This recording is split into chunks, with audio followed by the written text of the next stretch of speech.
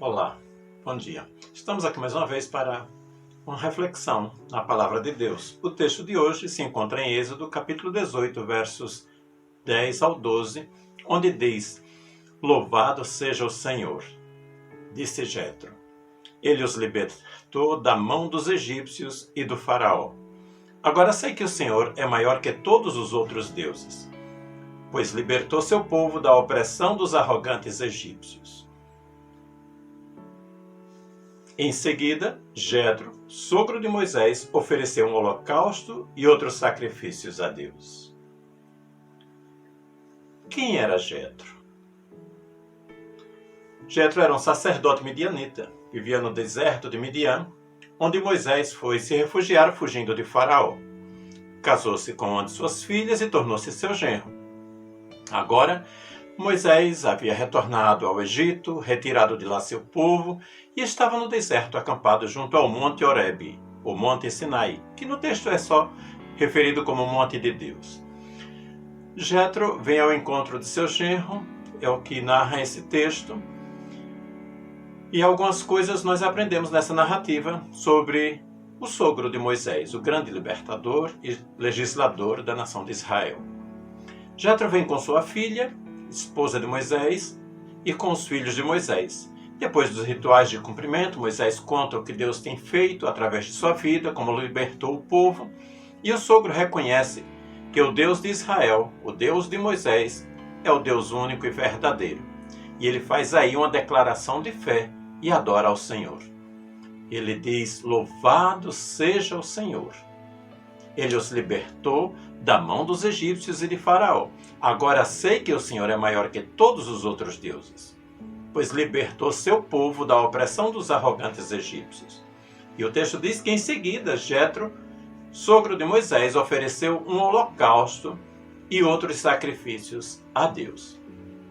Depois da adoração, uma refeição em família, onde participam a esposa de Moisés, os filhos, Arão, irmão de Moisés, líderes do povo.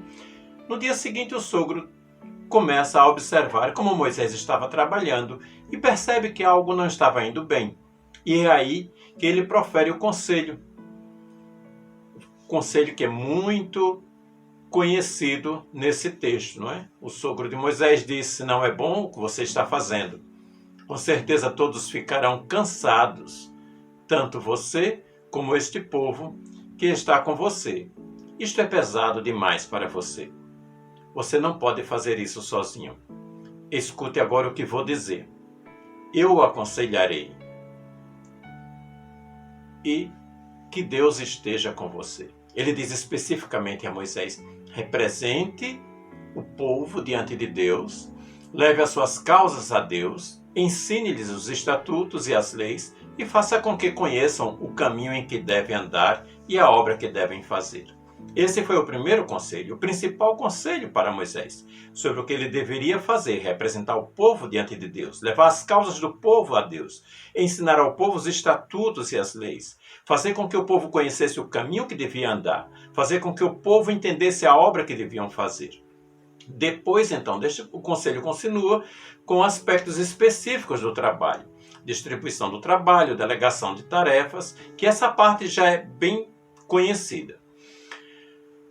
Continua a história dando esses detalhes dos conselhos e há umas qualidades que são bem ressaltadas aqui nas pessoas que serão escaladas para o time, para que esse time possa sair vencedor, não é?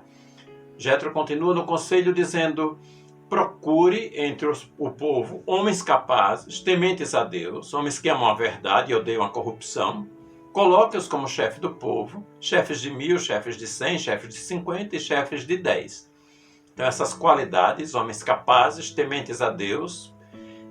Deus quer na sua obra pessoas capazes, que temam a Ele, que amem a verdade e que odeiem a corrupção. Então isso que nós vemos aqui. Percebemos um sogro que se preocupou com o bem-estar do seu genro, consequentemente com a família.